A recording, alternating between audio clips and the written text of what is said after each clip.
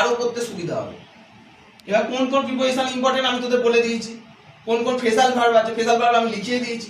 এবার প্রিপোজিশন তো পড়তে হবে, সব বইতে যা আছে, কিন্তু প্রিপোজিশন মনে থাকে না, যতই পড়ি আমার প্রিপোজিশন মনে থাকবে না। তার জন্য এবার যখন এই ১,৫০০ ওয়ার্ড হয়ে গেল কালেক্ট করা, ১ মাস পর থেকে এবার নিউজ পেপারটা রিভিশন করতে শুরু করতে হবে। এই ওয়ার্ডগুলো তোকে বারবার মনে করাবে, সেটা হচ্ছে নিউজ পেপার। যখন নিউজ পেপারে সেই ওয়ার্ডটা ইউজ হচ্ছে, সেই ওয়ার্ডের মানেটা ভালো গাঁথবে।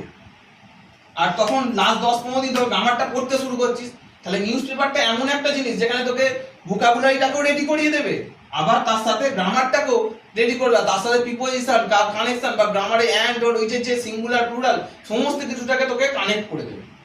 নিউজ পেপারটা এমন একটা জিনিস, পার ডে মিনিমাম 30 মিনিট রাখবি, পার ডে মিনিমাম 30 মিনিট রাখবি, সপ্তাহে একটা করে নিউজ পেপার নিবি, সপ্তাহে একটা করে নিউজ পেপার নিবি, পার ডে মিনিমাম 30 মিনিট রাখবি। যে আমি যে সময়টা পড়তে ভালো লাগে না বা সেই সময়টা করে আমি 30 মিনিট নিউজ পেপারটা পড়বো,